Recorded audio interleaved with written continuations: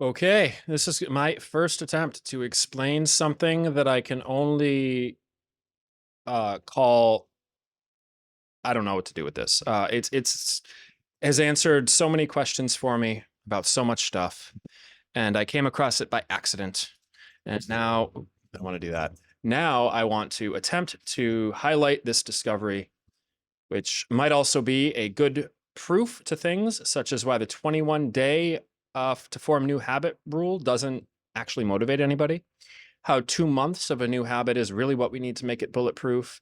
Why nine seems to be the magic number to make everything work. And why and how it takes approximately 3 years and 15 steps to actually feel like things are stable. If you think about when you move, right? If you're the kind of person who moves every year, well, maybe you enjoy that. But if you're the kind of person that looks for stability and really that sense of anchoring, it takes about 3 years. Now, there's so many more implications of this. There are so many more little curiosities. I'm going to try to go through them here. But honestly, this feels like the seed of something bigger. And I don't know what the bigger is, but people are asking me to explain this shit. So here we are. Now, don't be afraid to stop and rewind this. I'm going to go pretty quickly because this just happened a couple of days ago. It's fresh, and I'm going to stream of consciousness my way through it. This document is my best attempt to outline my thoughts in a way that makes sense for you guys who are watching, without me going completely off and off a cliff with autism, which I do have. And this is really exciting to me, and I will probably swear. And so if scientific discoveries aren't as important as not hearing profanity, leave this call now, or this meeting, or this whatever the hell. So I also wrote this very quickly. Like, I got everything in here in a spreadsheet, which you don't have to know how to use a spreadsheet, but I got everything in a spreadsheet, like even these talking points, because I just had to get it out of my head. And I knew that if I tried to make it perfect, it wouldn't get out right. So it may not be pretty, may not be perfect, but I think the major points are going to come across. First things first, as I'm going to be going through this, you'll see me clicking here in the spreadsheet. This is just how I get ideas out quickly. So what you'll see is that this column A is a topic, then B might be a subtopic, and C might be a subtopic of the subtopic. So you can see we have these indents, just so you know what we're looking at. Now, this is an exploration. If you think that there's something here, help me. Help me prove it. I can only do so much as one person. I got the numbers, but what does this actually all mean? I got some ideas, but whew, this could be a huge thing. If you know scientists, if you know researchers, if you know psychologists, neurologists, quantum physicists, I don't give a fuck. Connect me to them. Or if you're on a similar path, let's connect. If you see this is something that's worth it, let's make it official. I can't do this on my own. I'm getting downloads like what I'm about to show you every couple of weeks, and I can't keep up. So we need to make this make sense. Now, I will say this particular download, when I say download, I mean inspiration, exploration, discovery, is something that to this degree and with this much significance, I don't have every week. That's why I'm just rushing to make it make sense. But it's also something that could easily get lost in the noise of life. So I feel like this is significant. I don't want it to go lost. Now, what are we talking about? How did what we're about to talk about create these numbers and this chart, and what does all this mean? Well, if you don't know me, my name's Christopher Fern. I'm an autistic advocate and coach for those who have a very hard time making decisions. I've specialized in psychology, computer science, all kinds of things. I even have a course on neurology. But, well, and I see a pandemic, if you will, not like COVID, but a big issue that's global that nobody can see because it's invisible. And I've been looking for a condensed way, a simple way to prove my theories and the theories that exist of efficiency, focus, and perception for decades. Energy Economics is the name of my company. It specializes in behavioral economics, but instead of for money, it's for time, energy, and for money. And it also compensates for human bias. So using what I think are world-changing methodologies and tools, we see an 80+% success rate with our clients within 2 months. And in order to make this a global mission, I decided this year to focus on media. So that's all the backstory of how what you're about to see came to be. What we're about to go through came about after brainstorming a series of themes for my media that I'm going to be creating this year and the content schedule for them. It was nothing unusual. It was standard run-of-the-mill business stuff. And if you know me at all, you know that I try to analyze things and completely break things down into all their parts and make sense of all of them and all this stuff. And in this particular exploration, some very weird stuff happened, and I had to look deeper. In retrospect, I have no idea why I started looking into this deeper pattern or why I even went down this path after creating my media overview, but I know that this is what came of it.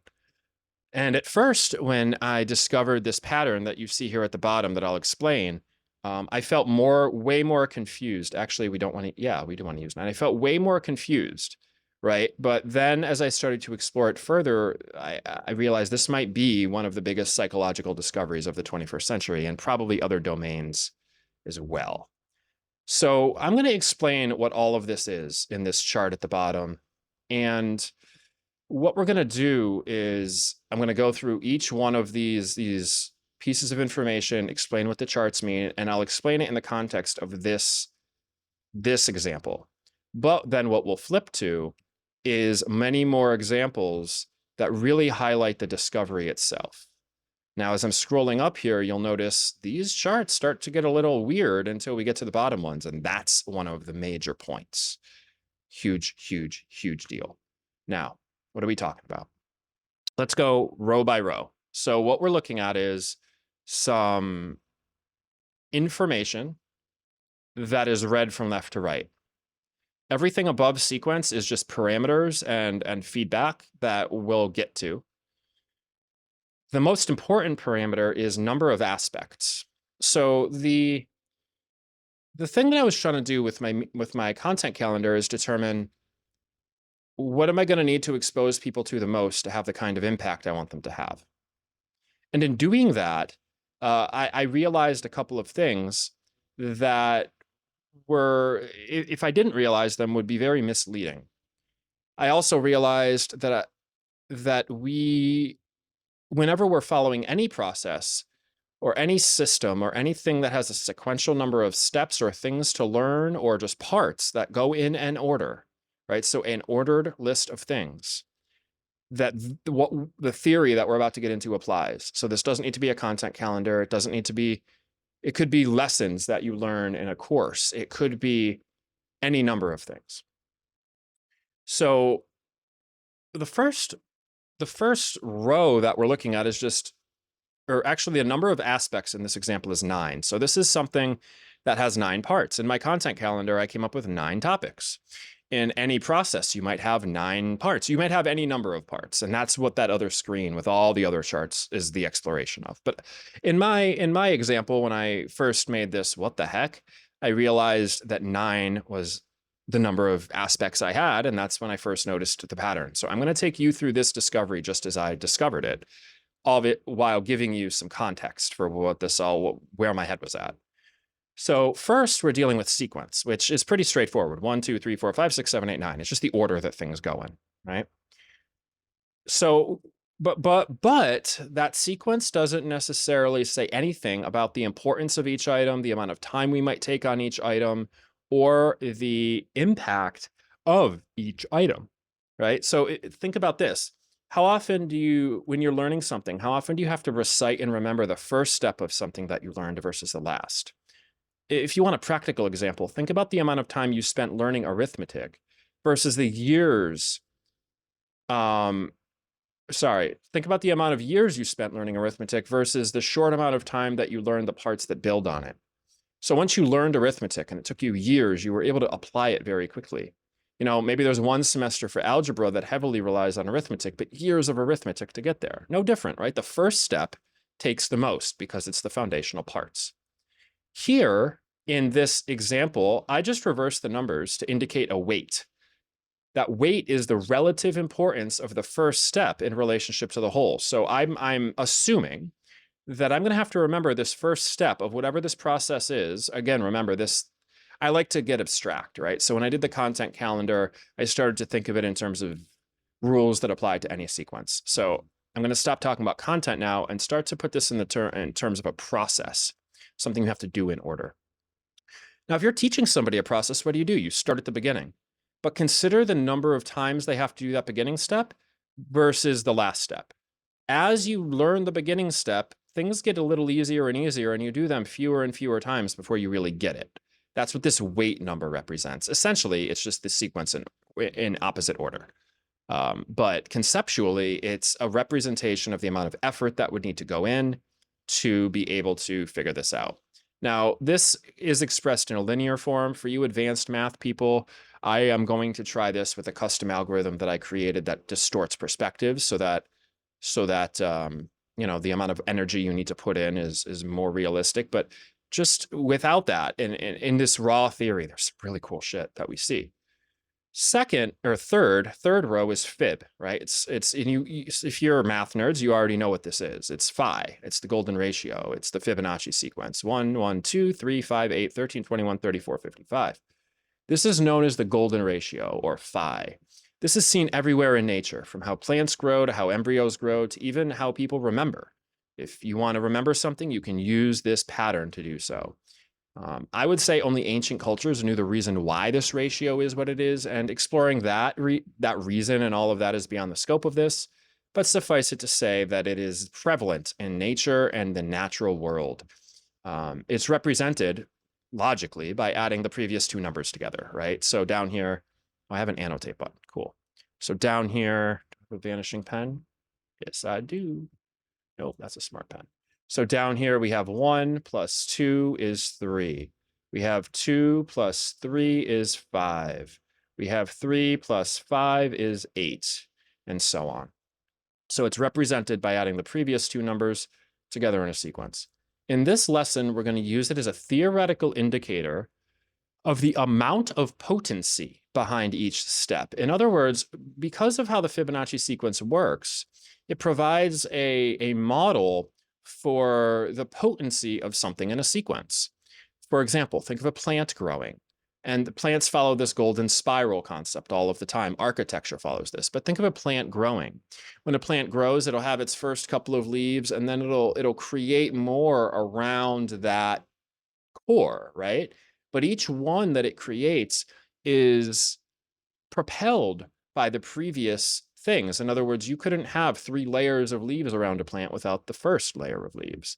So the significance of each one, the amount of energy or the amount of momentum of creation in each one it increases over time. So in this lesson, we're going to be using it as a theoretical amount of the potency behind each step. I've linked here to more information on phi if you're interested. But again, watching this, I'm assuming you have a general sense of how these things work. So then, under fib, we see value, or we see above fib, we see weight, which I already addressed up here. This is what I mean. It's not pretty, so I should have put weight above Fibonacci or fib. But just to be more clear about this second row where we do things in reverse order. Oh, wait a minute. This should be value, not weight. That makes more sense. All right. So now we're talking about the next row, which is what I thought we were talking about, which is now a representation of the Fibonacci sequence. So this indicator of potency times the number of exposures to a topic, because you know that the first step gives you, you're going to rehash over and over and over again. But that first step is only one step in terms of the overall growth of an idea, and it is pursuant to evolving the idea. In other words, one step doesn't get you very far. 3 steps get you further. 4 steps get you further. And that 5th step or 4th step or 3rd step is far more potent than the last. It's built on everything prior. That's what makes a good system. So, or a good process. So this value number is a representation of the Fibonacci sequence times the number of exposures. In other words, it's the human experience of the number of exposures of a topic that we need multiplied by the universal sort of multiplier of potency, right? Conceptually, this provides a natural growth, a sense of natural growth, a sense of the universe and man combined that gives a relative importance of each item when we either recall the item or experience the item.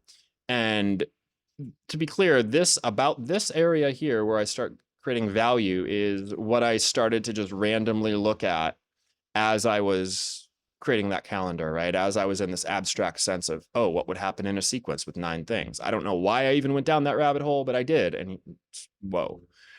So this provides, bear with me here, this provides a sense of the natural growth of something combined with the relative importance of each item. In other words, it's the weight of each item, because we're going to repeat it, combined with the natural growth that nature provides.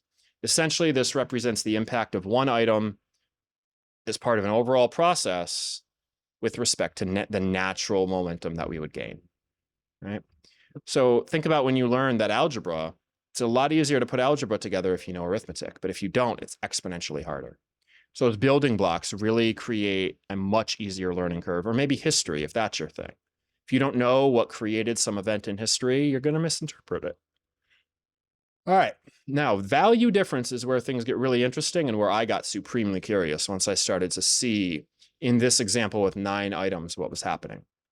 And you may start, now that I'm explaining this, you may start to see it too. But when I started to ask this question, so what's the value? So if we know the value of each item, right? 9 times 1 is 9, 8 times 2 is 16, 7 times 3 is 21, 6 times 5 is 30. So now we have this sense of natural evolution of importance. I saw these numbers and my eyes immediately started to look at the difference between them. It's just what I did. I started to just get a sense of what's the gap between each one of these steps in terms of this natural momentum. Value difference. So between 0 and 9 obviously is 9. But between 9 and 16 is 7. Between 16 and 21 is 5. Between 21 and 30 is 9. Between 30 and 40 is 10, and so on. What this represents to me is the amount of extra effort that we would need to apply in order to succeed. So if I have a process with 9 items, that first bit of effort is the most, and then a little bit less, and then a little bit less, then a lot more, and then a little bit less, and then a lot more, and then a whole lot less because we stopped, because we're at the end. Now, wouldn't you expect that applying effort over time means you just put in a little bit more effort every day? I would. But when we combine the perception of weight, or not even the perception, the experience of having to rehash the basic things more often than the not so basic things, and then the natural order that inherently exists in the universe, this is not any other factors, right? We can manipulate this when we start to get into different personalities and motivations and all this, but just raw, out of the universe, out of the given sense of repeating information, what we have is this very weird pattern. This is what got me started going deeper. We have this very weird pattern in this chart. And if you don't know, if graphs make you paralyzed, what we're looking at is on the x-axis, we're looking at the sequence 1, 2, 3, 4, 5, 6, 7, all the way up to 9. On the y-axis, we're just looking at the value difference. So as we go through the sequence, as we go from, oh, I have an annotation tool. As we go from left to right, nope, that's not the button. Hang on. So as we go from left to right, what we're doing is we're experiencing the process. And what the graph represents is how much extra effort we need to apply in order to meet that next step, really is what it is. In order to be able to meet the next step, how much effort do we need to apply? Truly what it's saying is how much more momentum can we gain if we stay on focus, right? I'm not even going to involve the human being in this just yet. How much extra effort, how much extra progress do we make if we are, let's assume that we're 100% focused. So starting off, we're 100% focused, we need a whole lot of effort. Next step, we don't need so much. Next step, we don't need so much. Again, assuming we're 100% focused. Next step, we need a little bit more, but not so much as what we needed when we started. The next step, we seem to need quite a bit more, quite a bit more, quite a bit more. So it may not be effort. This is where things get a little hairy for me, because how do I explain what this value difference really represents when we're talking about a natural order, a combined value of the weight of an item in reverse and the natural sort of growth of that item, and some value that's created by multiplying the two and the difference between them. Like what this represents feels like it's not a change in effort. I guess it's a change in result, right? So we move through, we do step one, we feel good. We do step two, we feel a little bit less good. We do step three, we're like, meh. We do step 4, 5, 6, 7, 8, 9. And obviously it's a 9-step process. So the end never feels good. But the fact that the end never feels good in numbers, the fact that the Dunning-Kruger effect exists, which says, hey, we are going to, learn something and feel like crap, then feel really good about it, and potentially then feel like crap again, or what have you, is illustrated here. Now, then I started to get even more curious, and I started to say, well, I also know that memory is not linear, right? So this is over here, this is the linear representation, which means what we're looking at in this chart on the right side is we're looking at, okay, if every moment is equal, if every one of these steps is weighed equally, this is what the experience could be like. And that's the first thing I saw, is that it dipped and went up and then stayed stable and then went up again and then dipped, which isn't a normal growth curve to me. That doesn't feel like, if I were to have this experience, I would expect something more like this little curved, this angled line. I would expect that as I'm applying effort, things get easier. But this represents that it doesn't. This represents that the growth of the impact of my effort, the growth of the impact of my effort is related to in a really bizarre way, where I am in the process. And it doesn't mean that I'm going to feel good every step of the way. So then I started to say, all right, well, memory is fallible. And memory doesn't remember in a linear way. Every moment is not rated equally. And there's a ton of science to back that up. If you want to get in the weeds about that, go look up the Dunning-Kruger effect, go look up the peak end effect, go look up Chesterton's fence, go look up the recency bias. That should get you started. But I turned to what a lot of mathematicians know as the logarithmic scale. Now, the reason I did that is because the log scale is used when small numbers are less consequential than big ones. In other words, the log scale compensates for the recency bias. It compensates for the phenomena that we will remember things more intensely that just happened, and it will compensate for the fact that the beginning of something generally isn't as relevant as the most recent moment. So in our case, in this example, I'm choosing to use it to give you a rough approximation of how recency bias and memory would look. In the charts, only the x-axis, in other words, only the 2 and the 7 or the 4 and the 8, that sense of where we are in the process, that x-axis is logarithmic, not the y-axis, just the x-axis. And I did that because that's the experience of our experience and then our time in retrospect. So usually we don't remember the start of an event. Yeah, we remember the most impactful in the end, which is the peak end effect, which we can see much more easily with the logarithmic scale. And this logarithmic scale thing is a minor point. I'm adding it here for the math nerds and the people who might want to pursue it. There's some cool stuff that happens when you look at each one. But so some other theory that we can apply into this discovery is that it's important to remember that our memories are constructed during recall. We don't actually remember things as we experience them. The memory is constructed as we try to, it's on the fly put together as we try to recall. And there's a lot of science that backs that up. I'm not going to prove that here. In addition to memory biases, we have to acknowledge the difference between the experience of something versus the memory. So we know that memories are put together during recall, which means that if we're having an experience, we may feel that experience differently than we would remember that experience. All right. Now, do we want to? Yeah. So here's the interesting stuff that I can't explain that made me want to go deeper. In every example that I'm about to show you, there's always a dip at the end. So there's always this dip at the end. And that makes sense because, this last data point is 0. But what's even more fascinating is that if we look at the numbers build up and then die down. And that somehow is related to the numerical sequence and the Fibonacci value multiplied together. the numbers, it's like a parabola that's created, even though we didn't try to make a parabola. We just tried to multiply numbers together. I don't fully understand. I mean, I can probably mathematically figure out why and make this be a true parabola or make it be a line by altering the Fibonacci interpretation or the weight or any of that. But like, just out of the box, this looks like a parabola by doing things in a sequence. What? And here's the even more crazy thing is there's always this dip at the beginning.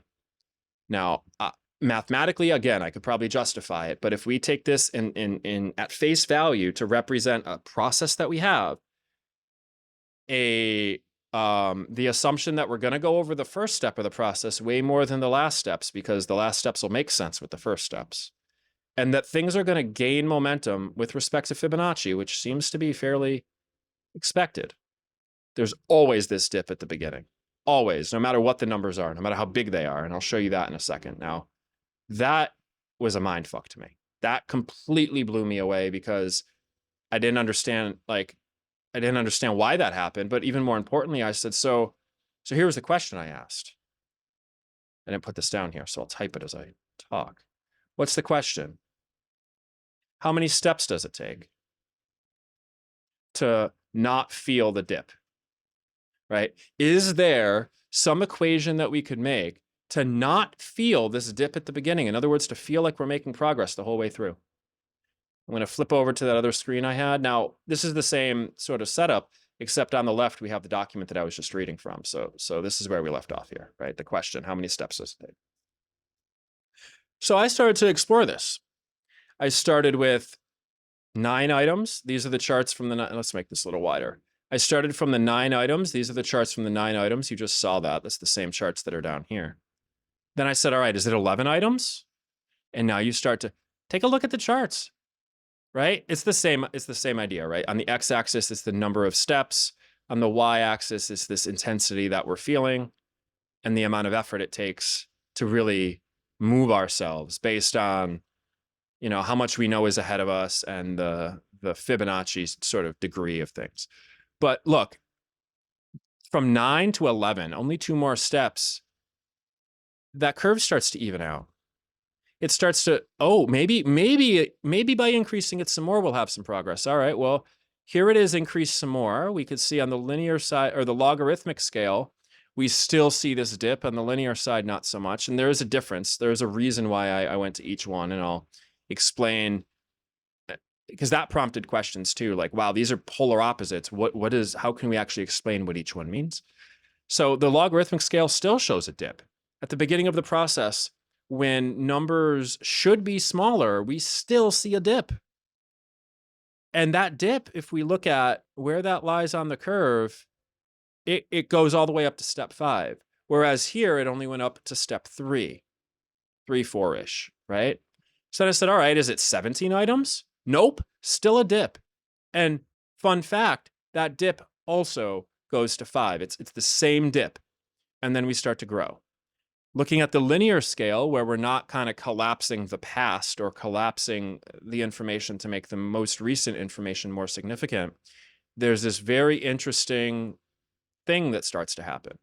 When we look at, what did I do? I said 9, 11, 15. We're seeing the same pattern now, right? Just smoothing out. So I got to this point where I was like, where does it look completely smooth? Like where there's no dip. And where it looks completely smooth, where there's parents, what? Oh, where it looks completely smooth, where there's no dip, it starts to be right about here. Right about here with 17 steps. And then I said, all right, well, let's just draw this out on each side so I can see what's really going on. I went up to 19 to 21 and to 23. And what's interesting is when we put the logarithmic scale on this, we still see, I wish I could get that actual value, but we still see the dip at the beginning. And that dip at the end, remember, I chose the logarithmic scale to represent how we bias our thoughts based on memory. That dip at the end seems way smaller. So what we've done is we started at 9, and there was a huge dip at the end. You know, 9 steps, you go through them, and you still have work to do, right? 11 steps, not so much. 15 steps, not so much. And the more steps you add following this pattern of having to learn the first step the most and so on, the greater the success. And it actually gets huge. Like by 23, 21, or even 19 steps, we're above 500 units, whatever units we're using, 500 units of, whoa, that's awesome. And we can even start to see that the curve here is steeper, right? It's growing more quickly and it's a bigger number. In fact, if we look at these numbers all the way out to 23 steps, 4,181, which is 4 times just 2 steps before that at 21 steps. 1,597, 3 times that of 19 steps. So the impact that we have by adding more steps and staying in integrity over time creates, obviously, it creates a result. And with something like 23 steps, that result is very smooth. This is generational wealth at work. And I'll explain what the grandparents and parents and all that's about in a sec, right? So then I said, well, what happens if we go the other way? So let's go back to 9. And then I looked at 8. Same kind of pattern. We still have a dip and we fall off the end. 7 steps seems to be the magic number for some people, right? We put in a lot of effort, we get a lot of result, we get a little less result, a little less, then we see hope again, and then we get a more result, and then 7 steps, it's over. We could repeat the 7 steps and keep this going. That would be more steps, right? 5, I went all the way down to 5, and 5 steps, right? You feel really good, and then it kind of just tapers off. Now, again, this is assuming that each one of these steps has an equal contribution to the overall goal, the overall end point, and it's assuming that there's no human bias really involved at the weight level, but this is just a natural evolution of things before a human perspective comes in. Now, I had to then ask myself, well, then what's really the significance between the logarithmic and linear? I mean, it is just 2 different ways to look at the same information, but in looking at this information in these 2 different ways, we can start to see some relationships.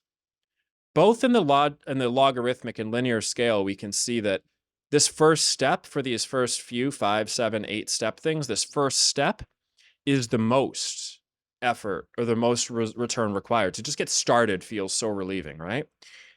But with 5 steps, it just kind of fizzles out. With 7 steps, you start to get this feeling of, oh, it feels so good to start, and now I'm just in the flow, and oh, it feels good again, and then it just fizzles out. For 8 steps, it does the same thing, except it feels like there's some buoyancy there. And now, here's the interesting part is at no point up to 8, at no point do we actually feel as satisfied as we do, assuming that this value difference is truly a representation of how much more we need to put in, how much more universal ether, energy, whatever it is, call it power, we need to put in order to feel like we're making progress. This at 8 steps still doesn't seem to be getting us a feeling of progress. Now, we might think it gives us a feeling of progress, right? We might be able to create emotions around it. We might be able to embellish the next step. There's all these tactics for motivation. Again, this is just data in its raw form without human interpretation. This is just a natural order, which is not a straight line. This is the literal analysis of why life is not a straight line, apparently. And also, if you're a math nerd, you may already have noticed that the curve, the m, the coefficient of x here, which if you're not a math nerd, cover your ears because I'm not going to explain what I'm saying, that the coefficient of x is negative up through 8, and it's positive at 9. If you're a spiritual person, 9 has pretty significant meaning. Interesting, isn't it? So, we have these 2 scales. I asked myself, what do the 2 scales really represent? I'll come back to that in a second because now I'm starting to go off the deep end a little bit with all the tangents. But one of the big takeaways for me is 9 steps is when there is a positive association and we start to actually see growth. Again, taking out emotions and all the other stuff, right? And something just happens here where we have the same little ripple at the beginning, but then it pops above where we started in terms of effort. And then 11, same thing. It goes up even higher. 15, same thing. It goes up even higher. I actually had some interpretations of 13 in here. I don't know where actually, I could change this to 13. Take a look what 13 looks like. So this is 13. Now you can still see the ripple, right? You can still see that little ripple there, but if we go back to 15, it smooths out. Okay. So there seems to be some significance here with these numbers, whether it's 11 or 9, specifically around when we start to see upward momentum as a result of our effort. And if we really want to nerd out, we can look at some of the other numbers here. But let me go back to my outline because actually, let me wrap this piece up first. I mentioned the linear versus logarithmic difference. This is where the theory is still evolving, but I think there's, again, something here. It's just what words do we put to it? My sense of the value of the logarithmic side is how we go about experiencing progress. So if I'm doing an 11-step experience, I'm not going to really feel the oomph of progress until around step 5 or 6, which is going to be pretty far into the process. And I'm going to feel like I'm being really, really, really successful. And then until I stop, of course. We can see that over here as well, except because this is a linear scale, we see a less of an emphasis on, the beginning and the end. It doesn't stretch time in the same way. So when I look at this, I'm like, hey, maybe the logarithm. So I don't know. This is at this point, I'm exploring from here on out. But and there might be some things I say that aren't exploring, going back to my notes in a second. But looking at this logarithmic and linear thing, I don't know what to call it. But it seems like the logarithmic is maybe how we experience something, or the value that we have in the long run, the perceived value that we have. Whereas the linear difference is what it feels like when we recall something. If we're doing something that's 9 steps long, it'll feel like it's been quite a journey. It'll feel like there were ups and downs. When we look at it from the logarithmic scale, those ups get bigger, and it seems like we might really remember the suffering much bigger because we'd be going back in time. We'd be using our memory to try to wait. I just switched this up. Yeah, see, I'm still trying to figure out what all this means. So at this point, I'm playing with linear being the experience, being this should not be. That's why I'm confused, because these two say experience. All right. That linear should be the experience, or the way that things are recalled. So if I'm going back through something that took 9 steps, I might say, oh, there were ups and downs, but I remember this moment of success and then I stopped. Or if I'm going through something that's 11 steps, it feels a lot more natural. But the logarithmic side is more that memory that's thrown back together when we try to remember things. And it really emphasizes the pain and the intensity. And then it emphasizes the growth. And we might say, oh, it was bad at the beginning, and then it was incredible. And that's modeled here, right? But what's particularly interesting, if we get super mathy about this, is where these intersections happen. Because again, this looks like a parabola, doesn't it, at the top, right? It looks like a curve that's about to come back down. So if we want to get deep into analysis, we can look at where these intersections happen with our linear regression. We can look at the numbers, the C and the M of our linear regression. And we can look at some other things too, like these time interpretations. Let me just double check my notes and make sure I covered everything. So with this approach, we can get a glimpse into several things.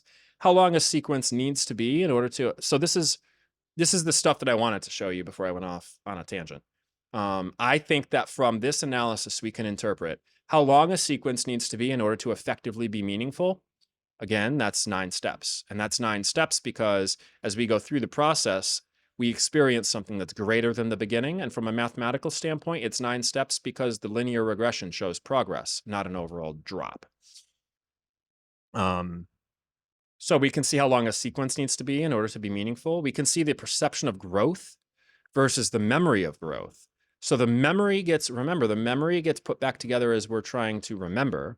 But so currently that feels like linear, but it may not be. I mean, whatever. This is the interpretation of this crazy discovery. It's totally whatever makes sense. And in this case, the logarithm is the experience of it.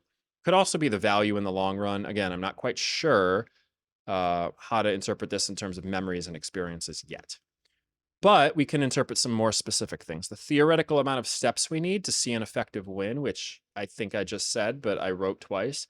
And then when we can expect when, we can expect to feel and experience the ups and downs. So I can tell you on an 11-step process, how far into that process you're going to feel ups and downs. This allows me to predict.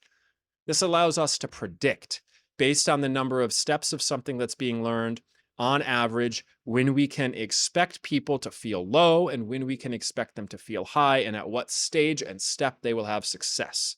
That is one of the big factors of this. We can also understand when something cements as a habit. In other words, when we don't even have to think about it anymore. Now, conventional wisdom says that 21 days is the time. So doing this day calculation, which I'll break down for you math nerds in a bit, doing this day calculation, that's something with 7 steps. And people say, 21 days is the time to set a new habit, which makes total sense, right? You've gone through one cycle of this is awesome, this sucks, oh, it's awesome again. So now you get the feedback from your process. You get the sense of what that takes. Now, problem with that is we're not moving. We're not moving forward. So when I say it cements as a habit, I mean we don't even have to think about these waves and ups and downs anymore. When do we see that in the chart? When do we see that in the chart? Here is when we see that in the chart. And this is approximately 3 years into this experience, which again, I'll break down at the end of this video is how I got 3 years. But it's about 3 years. Don't they say in goal setting that you want to look 3 years ahead? Interesting. So if we want to go, this is where things get nerdy. And then I'll break down the dates after this. If we want to get really nerdy, we can be more specific about some kind of metric or measurement based on the linear regression of these graphs. And what is for non-math people, the linear regression is just a pattern, right? So you see that line that's going up versus the line that's going down. There's a mathematical formula to take a number of data points and calculate the average growth rate. That's what we've done. And you can see in this light blue line whether we're going up and down and by how much. And you'll notice that as we add more steps, we're growing quickly, right? It's a very sharper increase. Now, it might not look like a sharper increase because the size I have these charts, but look at the scale on the side.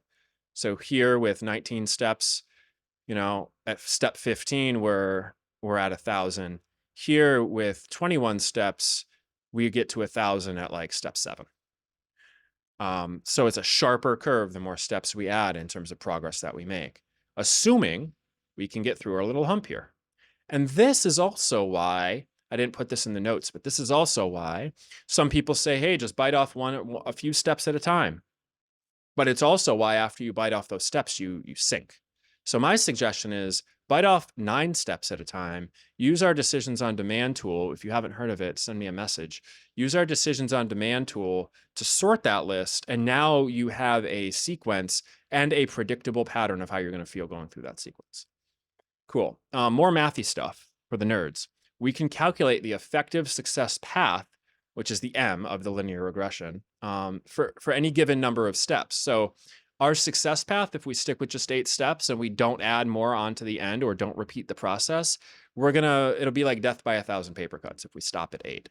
But our success path with 9, we can stop at 9 and still have success. And if we watch this coefficient here, it increases the more steps we add. This is why long processes pay off, but it's also why it's so hard to start them. And we can see that it's hard to start them even in something that's 23 steps, something that's going to take 3 generations to accomplish. We still see the dip. We still see the difficulty in starting in the logarithmic scale, not in the linear scale, right? So that's this question of interpretation. I'm going to nerd out a little bit and then explain the dates. That's this question of interpretation because the logarithmic scale clearly shows resistance to starting. The linear scale creates this illusion that there is no resistance, but it's still there, which means that if there's resistance to starting something and at the end of the experience, you don't really remember that resistance, that doesn't mean the resistance wasn't there. So that's some of the implications of logarithmic and linear. Now, I want to just quickly break down these days and how I came to this day number. So, interesting. Did I really do it that way? Huh. Hold on a second. Why did I pick that? Interesting. 34. Ah, okay. So I abbreviated this. That's why I'm confused. So I just chose to use, you might have already seen it and asked the same question. I just had to think about it for a sec. I just chose to use the Fibonacci sequence in order to give us a number of days that we would need in order to execute one of these plans. So a 5-step plan takes about 8 days, right? A 7-step plan takes about 21. An 8-step plan takes about 34, and so on. Now, the reason I use the Fibonacci sequence is because it's a good representation of growth over time, and everything builds on everything else. So it's the assumption that if I start with the first 2 steps, the 3rd step is going to use the first 2 steps, and that the 4th step is going to use the first 3 steps. But why did I say that it's a number of days? Because chances are you're going to have to go back and, like, if you ever learned a new language and as you're learning the language, you recite the basics, you just go back and revisit the basics. And so that's my idea here, right? Is Fibonacci step 4 is 5, but we might need to go, rehash some previous things to really edify our ability to move forward. To get to 8, we might need to rehash a couple things in order to edify our ability to move forward. So I just loosely approximated with the Fibonacci sequence and then continued to see crazy patterns. Like, yeah, if I have a 5-step process, it usually does take me 8 days. I don't know why. I observed that years ago. There it is. They say 21 days to start a new habit. Most steps are 7. And I always feel bad after 21 days. I don't feel like I had success, even though I had some success. Right? So that's true for me, even before I did this. If we can trust that, then we can start to look at some other calculations. Like if this is 55 days to complete a 9-step process, is about 2 months. And if you think about it, whenever you apply yourself for about 2 months, you really start to feel benefits. When haven't you? Working out, right? You feel benefits. Crap. Hang on a second. All right, sorry about that. You feel, man, you feel very distracting thing just happened. You feel benefits after about 2 months. Like, it doesn't mean you're not going to be sore in the first few weeks, any of that, but like your body will start to show results after 2 months. Well, no wonder, because you have to get to this last step. If we talk about goal setting and we really want to feel like we're making a huge increase and look back and wow, there's so much to be grateful for, that'll be about 3 years. And what kind of locked me into this is being something that seems to be true for reasons I can't quite explain, is that there's a financial term called the rule of 72. And that financial term describes it describes what sorry, that thing that I had to pause for was distracting. The rule of 72 says if you take an interest rate of growth, whether it's a financial account or anything, and divide that by 72, you get the number of years it will take to double. So it's 17 steps, which takes about 7 years to do. 17 steps could be little micro steps. It could be it could be a lot of things. It's 17 steps over the course of 7 years seems to add up to not only having incredible progress to the point where what did I say, that little warble disappears, right? But also 7 years exactly, all just about exactly, which is the rule of 72 at 10%.